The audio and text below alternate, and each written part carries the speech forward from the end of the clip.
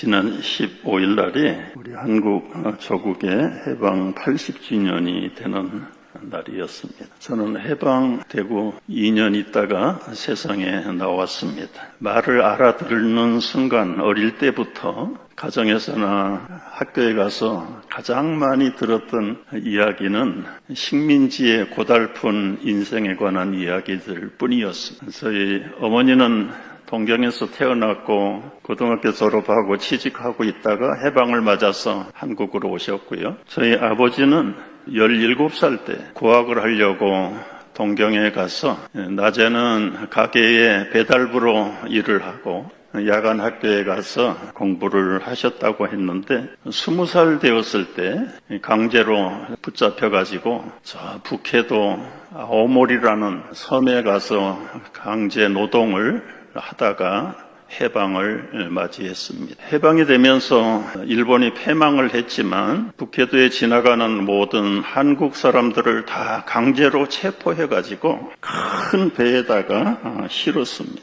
배가 얼마나 큰지 한 8,000명 태우는 해군 수송선에다가 한국인들을 다 실어서 한국으로 내보내는 겁니다.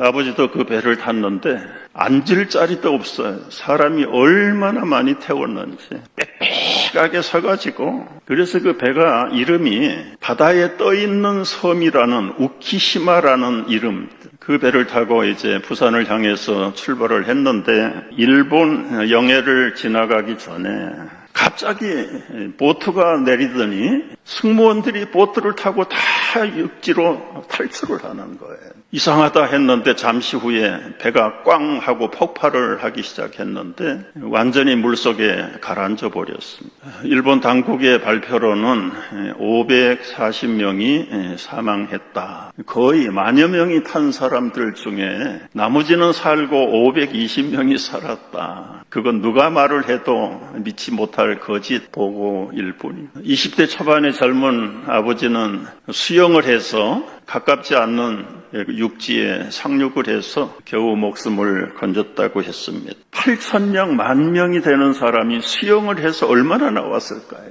그것은 우연한 사고가 아니라 고의적인 만행이었다. 그 증거가 있는데 기뢰를 맞으면 이 물이 치솟아서 물기둥을 만드는데 그런 것도 없고 그냥 배 밑에서 소리가 나고 조용히 가라앉았는데 그 배 밑창에는 360톤의 무거운 돌멩이들을 가득 채웠다. 폭파가 되면 가라앉지 않을까봐 아예 돌멩이를 집어넣어서 가라앉혀버리는, 어떻게 그렇게 참 만행스러운 일들을 할까. 참 안타까운 일입니다. 한국뿐만 아니라 일본은 중국, 아시아 일대, 태평양 연안의 크고 작은 모든 섬들을 다 점령을 해서 참 인간답지 않는 그 만행을 저지른 것이 일본의 형태였습니다. 국가나 개인이 힘이 없으면, 능력이 없으면 이웃에 붙어있는 민족들의 침략을 피할 길이 없습니다. 이거는 사람들이 살기 위한 생존의 본능이에요. 짐승도 자기 생명을 지키기 위해서는 배가 고플 때는 약한 짐승을 잡아먹는 겁니다. 이 생명 보존 법칙 중에 하나가 그냥 쉽게 얘기하면 정글의 법칙이 있어. 고상한 말로 하면 약육강식의 법칙이다. 이게 짐승의 세계만 아니라 인간의 세계에서도 통용되고 있는 진리 아닌 진리입니다. 힘이 센 자는 승자고 힘이 약한 자는 패자가 되는 겁니다. 국가도 마찬가지입니다. 먼 나라 일본 얘기는 그만두고라도 우리가 살고 있는 미국의 초창기를 보십시오. 하나님의 영광을 위해서 새 나라를 세우겠다고 목숨을 걸고 대서양을 건너온 청교도들이 이 땅에 와서 한 일이 무엇이었습니까? 원주민들 학살하고 내쫓고 땅 뺏고, 그래서 오늘의 미국을 만들어낸 겁니다. 어떻게 믿음으로 살겠다는 분들이 와서 그렇게 만행을 했을까? 결론부터 얘기하면 진리가 자유케 하리라 했는데 그 진리를 제대로 이해하지 못한 결과입니다. 여러분, 17세기에 영국 교회가 부패하고 바로 믿어보려고 하는 청교도들을 핍박을 했어요. 그 핍박을 피해서 배를 타고 생명을 걸고 넘어온 사람들이 청교도들이에요. 그리고 여기에 아메리카 대륙을 개척하기 시작을 한 겁니다. 초창기의 청교도들은 이 아메리카 대륙을 새 예루살렘, 새 이스라엘이라고 믿었어요. 그래서 여기에 새로운 가나안 복지를 만드는 것이 하나님의 명령이고 하나님의 뜻이다. 그래서 마치 여호수아가 가나안 원주민 7부족들을 멸하러 들어간 것처럼 이 땅의 원주민들을 그리스도의 이름으로 무참하게 학살하고 학대했습니다. 이 복음 전파보다는 왜곡된 하나님의 꿈? 하나님이 그걸 원하시는 걸까요? 자신들의 정복을 성경으로 미화하고 선교관 자체가 왜곡되어 있기 때문에 전쟁도 학살도 하나님의 섭리고 하나님의 뜻이라고 진리를 바로 믿지 못한 결과가 오늘날의 이런 모습을 만들어내. 오래전에 나온 영화이지만 뿔이라는 영화가 있었습니다. 쿤타킨테가 나오는 흑인 노예 일생에 대한 이야기.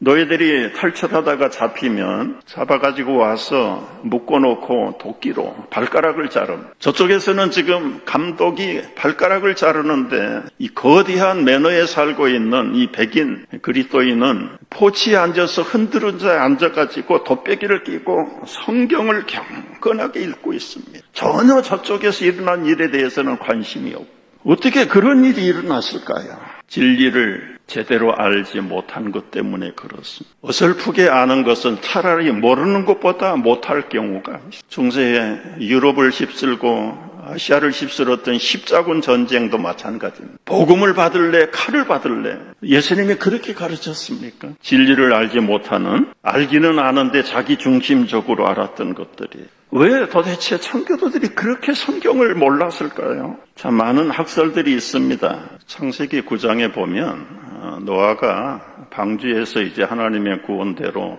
자유함을 얻고 나와가지고 농사를 짓고 감사하게 살다가 포도주에 취해가지고 추태를 부리는 장면이 나오고 다 발가벗고 아마 집에 누워있는데 그때 마침 둘째 아들인 함이 방에 들어갔다가 아버지의 그 추태를 봤어요. 그러면 성숙한 아들 같으면 아무도 모르게 그 아버지를 안전하게 잘 커버했어야 되는데 좀 부족한 아들이었던 것 같아요. 나와가지고 형 동생에게 아버지 흉을 그 얘기를 들은 형과 아들은 동생은 큰 옷을 준비해가지고 보지 않고 뒷걸음질을 쳐서 아버지의 추태를 커버시켰어요. 여러분이 작은 한 가정에서 일어난 이 사건이 얼마나 인류에게 미치는 진리에 관한 부분들이 엄청난 파장을 일으키는 결과로 나타나는데요. 본문을 다루기 전에 우리가 여기서 하나 생각할 게 있어요. 예를 들어서 여러분 교회에 왔는데 누가 똥을 쌌어요. 그러면 그걸 처음 본 사람이 조용하게 고약하지만 냄새가 고약하지만 치워야지. 그리고 끝나면 되는 겁니다. 치울 생각은 안 하고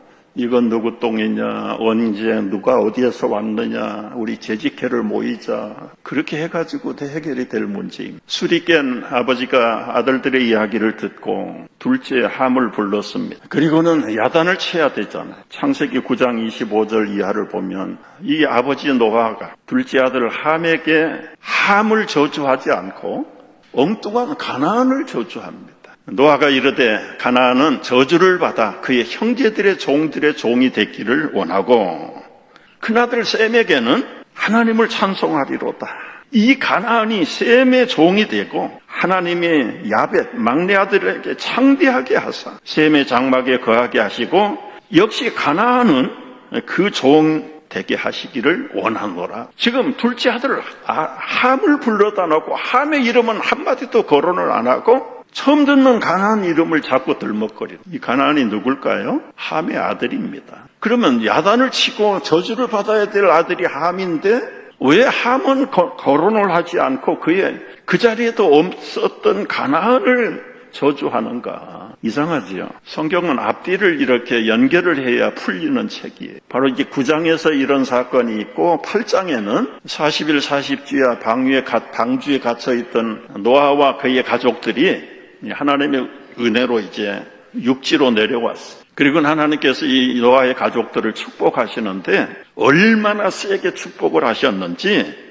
무지개를 띄워가지고 증거를 삼으면서 내가 다시는 물로 심판하지 않겠다. 그러니까 그 축복을 받는 자리에 누가 있었습니까? 함도 거기에 있었죠. 하나님이 무지개를 띄워서 축복할 만큼 그렇게 축복한 아들 함을 아버지지만은 저주할 수 없었다. 신학자들의 다른 해석들입니다. 그 대신에 아브라함이 저질렀던 그 추태와 잘못을 그의 아들들에게서 갚아야 된다. 그 아들이 이름이 특이하게 가나안이 훗날 이 가나안의 후손들이 팔레스틴 지역에 들어가 살고 있는 원주민들이 돼. 그래서 이 모세를 비롯해서 여호수아 장군이 그 가나안이 살고 있는 원주민들을 벌하는 것은 노아를 통해서 가나안을 미리 없애버리기 위해서 종살이를, 옛날 족장들은 그냥 무지막지한 족장들이 아니라 나름대로 하나님께서 앞을 내다보는 예견적인 안목들을 주신 족장들입니다. 본격적으로 선지자가 나타나기 전에는 이 족장들이 선지자 역할을 하는 거예요. 그러니까 이제 후대에 이 청교도를 포함해서 성경을 자기중심적으로 이해하는 사람들은, 가나안 땅의 원주민들은 하나님을 대적하는 없어져야 될 존재들이야. 그래서 호흡이 있는 자는 다 죽여라. 이런 잘못된 신학의 이론 해석이 청교도들에게도 미친 거지. 예수의 이름으로 마귀를 물리친 신앙의 영웅들이 만들어낸 게 신대륙의 아메리칸 드림입니다. 참 앞뒤가 맞지 않고 성경적으로도 맞지 않는데 부인할 수 없는 현실이 이 땅에서 이루어졌어요. 진리를 알지니 진리가 너희를 자유케 하리라. 겉으로는 세계 평화 1등 국가, 자유하고 첨단의 나라가 되긴 했지만 진정한 평화를 맛보고 있습니까? 그럼 이제라도 200~300년이 지나간 과거의 잘못된 역사를 어떻게 진리로 바로 잡아야 될 것인가? 참 불편한 진실입니다. 역대 위대한 미국의 지도자들도 많았고 믿음 좋은 선각자들도 많이 있었지만 누구 하나 입에 꺼내지 않았습니다. 꺼내면 거기에 따르는 엄청난 희생과 각오가, 그리고 보상이 뒤따라야 되는 것을 알기 때문에 덮어버린 불편한 진실로 200~300년을 지금, 그리고 최근에 몇십 년 전부터, 20~30년 전부터 미국에 있는 교단들이 원주민들을 향해서 공식적인 사과 성명서를 발표해요. 성공회, 미국 장로교회, 침례교회, 감리교회 교단의 대표들이 우리 선조들이 저질렀던 만행에 대해서 공식적으로 성명서를 발표했지만 인디언 원주민 입장에서 볼 때는 전혀 성의도 없고 구체적으로 회개하는 것도 아니고 여전히 그들은 상처를 가지고 지금도 백인들에 대한 증오를 버리지 못하고, 그렇다면 이 풀리지 않는 문제를 어떻게 풀어야 될까? 여러분, 정답을 놔두고 다른 데 가서 정답을 찾을 수가 없어요. 진리가 너희를 자유케 하리라. 진리대로 하면 하는데 범죄한 사람이 제대로 진리 앞에 회복되려면 어떻게 해야 될까? 여러분, 성경은 이런 케이스 스터디를 몇 개를 다루고 있습니다. 그 중에 대표적인 케이스 스터디가 삭개오의 회개입니다. 우리 삭개오 너무 잘 알죠? 예수님 만나고 회개한 후에, 영접한 후에 삭개오는 입으로, 마음으로만 회개하는 것으로 끝나지 않아요. 피해를 입힌 사람들에게 자기 재산을 다 털어서, 사실은 그게 자기 재산 아니죠. 남의 재산을 자기 재산으로 만드는 것이죠. 율법에는 2배를 갚으라고 했는데 4배로 갚았습니다. 4배로. 이것이 진정한 회개의 완성입니다. 아무리 입으로 1:1로 하나님 앞에서 울고 불고 가슴을 치고 회개한들 나를 통해서 상처받고 아픔당한 그 사람에 대해서는 여전히 침묵하고 아무 일이 없었다는 것처럼 자신만 사죄의 확신을 가지고 얼굴이 밝아서 행동한다는 것이 앞뒤가 맞는 얘기냐. 언젠가는 이 미국 교회가 이 땅에서 멸종을 당하고 남아있는 소수의 후손들에게라도 정말 회개다운 회개를 보여줘야 할 것입니다. 또 한 가지 방법이 있는데요, 빌레몬서에 나온 바울의 중재 역할입니다. 바울이 감옥에 갇혔는데 먼저 갇혀있던 죄수들도 와 있어요.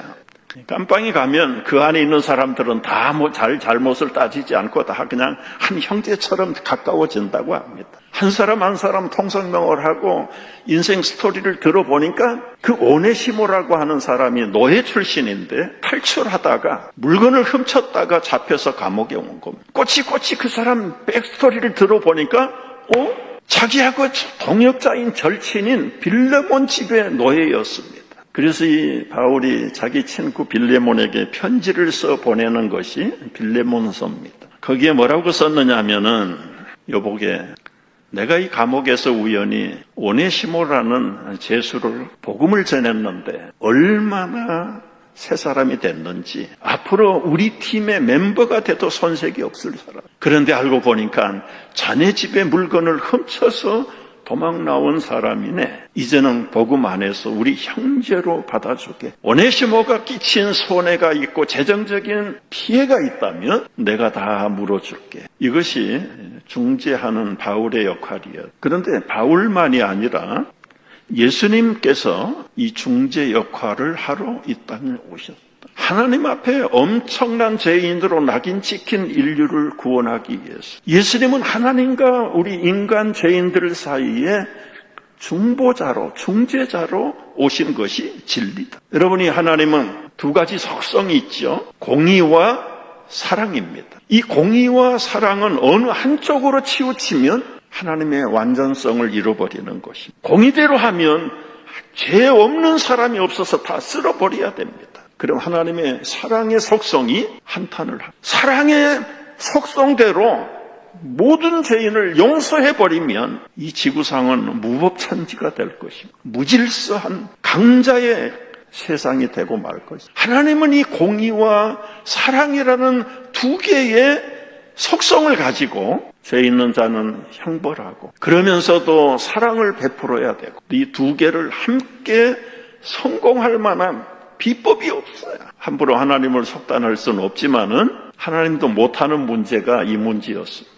무조건 공의로 다 없애버려? 그러면 하나님이 존재할 필요가 없어. 다 없애버리면. 그렇다고 무조건 용서해버려? 용서해버리면 말씀드린 대로 약자는 살 수가 없어. 강자들만 살아남아. 그 강자들은 다 불법자들이고 폭행자들이고 하나님이 딜레마에 빠졌습니다. 그때에 성자 예수님이 자청해서 내가 중보 중재자가 되겠습니다. 여러분, 구약에 여러 가지 많은 비전 그리고 비유로 나타나신 예수 단어는 없지만 엄청난 많은 구약시대부터 예수님은 이런 모양 저런 모양으로 하나님의 중재자가 될 것을 앞으로 예언하고 내다보시죠. 성경을 구약 신약을 다 통틀어서 이해를 해야 되는데 그때의 이 딜레마에 빠져있던 아버지 하나님의 그 문제를 아들 성자가 어떻게 해결하는가 아이디어를 제공을 했어요. 히브리서 10장 5절에서 7절 말씀인데 그러므로 주께서 세상에 임하실 때에 하나님이 제사와 예물을 원하지 아니하시고 오직 나를 위하여 한 몸을 예비하셨도다. 내가 말하기를 하나님이여 보옵소서. 두루마리 책에 나를 가리켜 기록한 것과 같이 하나님의 뜻을 행하려 왔나이다. 여러분, 여기 두루마리 책은 구약을 총칭해서 나타내는 단어예요. 구약은 전부 두루마리에다 기록했잖아요. 그 두루마리의 핵심 내용은 뭐냐면 앞으로 하나님 대신에 메시아를 보낸다는 것이죠. 그런데 내가 그 두루마리 책에 나에 대해서 가르쳐 기록한 것을 이제 뜻을 행하러 왔습니다. 아버지, 공의와 사랑 속에 딜레마에 갈등하지 마시고 나는 공의도 사랑도 완성할 수 있는 완벽한 준비된 중보자가 납니다. 내가 하나님의 뜻을 행하러 왔다. 하나님 앞에 나갈 수 있는 사람은 없어요. 하나님을 보기만 하면 죽었어요. 구약시대는. 그래서 하나님 보지 못하게 만드시고 하나님의 말씀을 대언하는 사람들을 선지자로 세운 거예요. 그 선지자를 통해서 백성들의 죄를 용서받으려면 하나님이 용서받는 제사의 원리, 제사법을 만들어 놓은 게 구약의 레위기선. 내가 하나님 앞에 죄를 짓고 용서를 받으려면 생명을 바쳐야 되는데 그렇게 하지 않고 짐승에게 내 죄를 전가시켜서 나 대신 짐승의 목을 따고 피를 바쳐서 하나님 앞에서 제사함을 받아. 그래서 이 돈 있는 사람들은 양을 사고 황소를 사서 보통 사람은 염소를 사고 돈이 없는 사람은 비둘기라도 산에 가서 잡아다가 칼로 목을 따면 그 조그만 동맥이지만 피가 나와. 그 피를 받아가지고 이 피가 내 피입니다. 대신으로 하나님 앞에 제사장을 통해서 바칠 때에 제사함을 받아. 이게 구약 성경에서 하나님이 정하신 사죄함의 원리입니다. 원칙입니다. 왜 그렇게 했느냐? 물을 수가 없어. 하나님이 그 제사 제도를 만드신 거예요. 그러니까 사람도 제사함을 받으려면 동물의 목을 따는 것처럼 우리 사람의 피를 바쳐야 돼. 사랑의 하나님으로서는 그렇게 할 수 없고 대신 피를 흘려줄 사람이 필요. 히브리서 9장 22절에 보면은 히브리서는 이 구약 속에 신약 속의 구약이라고 그래요. 율법을 따라 거의 모든 물건이 피로써 정결하게 되나니 피 흘림이 없은즉 용서가 없다. 이게 하나님이 정해놓으신 공의의 법칙입니다. 그러니까 아무리 짐승을 갖다 바쳐도 돌아서서 죄지면 또 짐승 바쳐야 돼. 여러분 여북하면 솔로몬이 1,000마리를 갖다 바쳤을까요?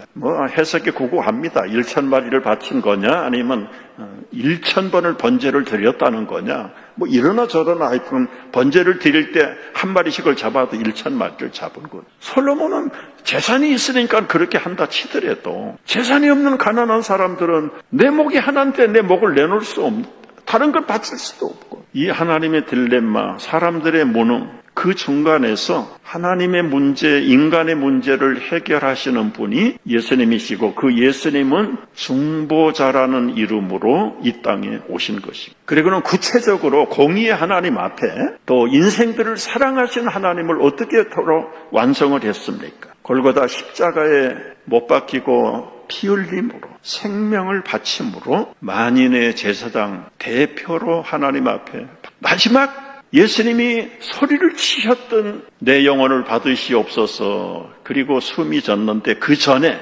6번째 하신 말씀이 다 이루었다. 이게 텔테스타. 텔테스타이는 영어로 번역하면 리싯이야, 리싯. 영수증이라는 뜻이에요. 하나님의 공의를 다 이루었습니다. 그토록 원하시는 사랑도 다 이루었습니다. 이 텔테스타의 사건, 예수님은 십자가에서 피 흘리고 생명을 잃으셨는데, 바쳤는데 예루살렘 성전 안에서 사고가 일어났습니다. 성소와 지성소를 가로막고 있던 커튼이 위에서부터 아래로 쫙 찢어져. 여러분, 이 커튼의 두께가 10cm라고 합니다. 만약에 밑에서부터 위로 찢어졌으면 딴소리 하기 좋아하는 사람들이 별소리 다 했을 거예요. 사람들이 와서 어떻게 사람이 힘으로 하냐, 거기다가 말을 2마리씩 매가지고 4마리가 집어 땡겨가지고 찢었다, 그렇게 말할까봐 하나님은 아예 위에서부터 쫙 찢어서 확 열어놔. 여러분이 하나님의 임재가 거하시는 지성소에는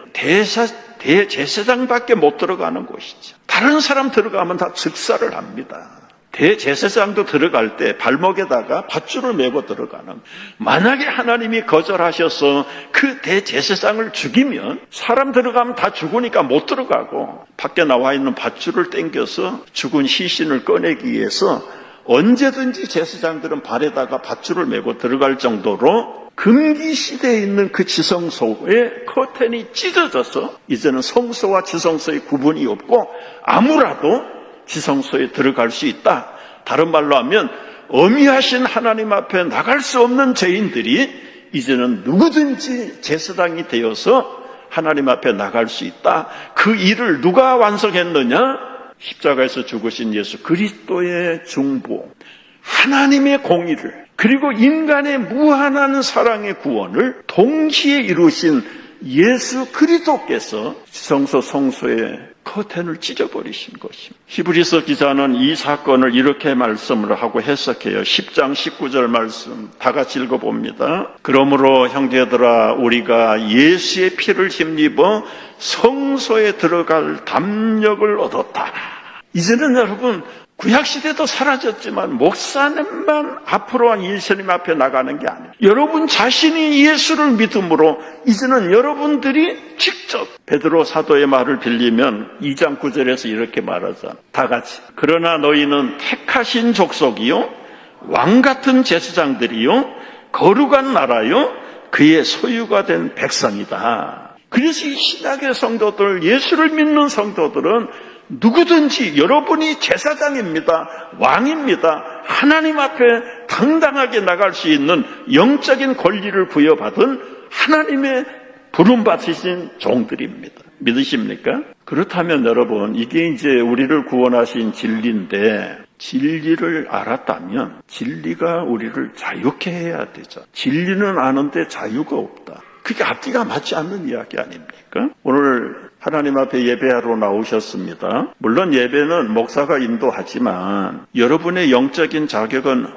신분이 어떤 신분이라고요? 여러분이 제사장입니다. 순서에 의해서 앞장서서 예배를 인도하는 목사는 따로 있지만 그 예배는 목사가 하는 것이 아니에요. 여러분 스스로가 지금 하나님 앞에 예배를 하는, 여러분 스스로가 제사장이고 왕 같은 족속으로 나오셨습니까? 아니면 예배를 보러 가는 구경꾼으로 오셨습니까? 진리는 엄연히 아는데 그 진리를 제대로 행하지 못하니까 자유가 없는 거지. 여기 서 있는 목사는 구체적으로 인도를 한다고 하지만 여러분은 앉아서 하나님 앞에 지금 예배를 하는 거거든요. 근데 목사가 예배를 인도하다가 졸고 있으면 어떻게 되는 겁니까? 지금 하나님 앞에 예배하는 여러분들이 제사장이 졸고 있으면 어떻게 되는 겁니까? 여기 서면 여러분들의 일거수일투족 하나 눈알 이렇게 움직이는 것까지도 이렇게 느껴지거든요. 어떤 사람들은 껌을 씹는 사람, 어떤 사람은 그냥 졸고 있는 사람, 아마 습관적으로 조는 사람이 어느 교회에 있었던가 봐요. 목사님이 어떻게 하면 저 조는 버릇을 고쳐줄까 생각을 하다가 설교를 하다가 갑자기 여러분 바로 이 시간에 천국 가기를 원하는 사람은 다 일어나세요. 다 일어났어요. 그런데 한 사람 못 일어난 사람이 누굴까요? 졸고 있는 사람. 그러니까 사람들이 보고 낄낄거리고 웃기 시작을 했는데 뭔가 분위기가 이상해서 눈을 떠보니까 자기만 앉아있고 다 일어났단 말이에요. 그냥 앉혀버렸어요. 그러니까 혼자 또 불떡 일어난 거예요. 그래서 또 한바탕 웃음거리가 되고, 그런데 지금 영문을 몰라가지고 이게 무슨 액션인지 알 수가 없는 거예요. 그 다음 시간에 또 와서 또 졸고 있는 거예요. 그래서 오늘 2판으로 완결편을 만들어야 되겠다. 여러분, 지옥 갈 사람들은 다 일어나세요! 그랬더니 졸던 사람이 훌떡 일어나는, 아무도 일어나지 않았는데, 여보게 지옥 갈 사람이 일어나라고 그런 거야. 쉬운 말로 그냥 대망신을 당했지요. 그분의 조는 버릇이 고쳐졌는지 안 고쳐졌는지 모르겠습니다. 여러분, 진리를 알긴 알지만 그 진리대로 행하지 않는다면 그것은 자기 체면입니다. 자기 무지의 소치입니다. 작은 것이라도 진리를 배웠다면 그 진리대로 행하는 것이 진정한 자유인이 되는 것. 예배라는 것만 놓고 봐도 마찬가지고 하나님과의 관계에서 어떻게 살아야 되는지. 미국의 가장 먼저 된 부자는 존 락카펠러라는 분이죠. 비판도 많이 있습니다. 그러나 여러분, 그는 정말 따라갈 수 없는 말씀으로 살려고 했던 사람. 그런데 그의 일생을 읽어보면 너무너무 집안이 가난해. 흥부의 아들들처럼 빨래를 할 때는 입힐 옷이 없어서 한 방에다 다 벌거벗고 가다 놔야 돼. 그런 가난한 집에서 존 락펠러는 성장을 했는데 그의 어머니가 믿음이 너무너무 독실해서 어린 아들 존에게 어려서부터 하나님 공개하고 예배하는 법을 착실하게 가르쳤어요. 여러분이 락카펠러 어머니가 아들에게 가르쳐준 그 예배생활, 교회생활, 신앙생활의 원리가 5가지 있는데요. 첫째는 하나님을 친아버지 이상으로 섬겨라. 두 번째는 목사님을 하나님 다음으로 섬겨라. 세 번째는 주일 예배는 반드시 본교회에서 드려라. 네 번째는 11조는 하나님의 것이다. 구별해라. 다섯 번째는 예배 시간에는 항상 앞자리에 앉아라. 어린 존이 아장아장 걸을 때부터 엄마 손을 붙잡지 않고 자기 발로 걸어갈 때부터 엄마가 예배 갈 때 손에다가 돈을 줘요. 이거는 뭐지? 하나님께 드릴 11조입니다. 네 일주일의 용돈의 11조다. 그 말씀대로 평생을 살아서 기업으로 성공을 해서 그 락펠러 재단의 11조만 계산하는 CPA가 40명이 넘었다고 그래요. 그리고 여러분, 하나님이 주신 그 부를 어떻게 하나님의 영광을 위해서 쓸까? 유엔 본부를 짓는 일도 다 시사를 했고요. 자기 재산이 아니라 11조 내서 지은 교회가 6,700개, 미국에. 유니버시티가 13개, 어디 하나도 자기 이름을 넣은 곳이 없고. 자기가 속해 있는 뉴욕 시민들에게 내가 어떻게 하나님의 사랑을 저들에게 나눌까? 100년, 200년의 뉴욕 시민들의 물세를 선부를 해요.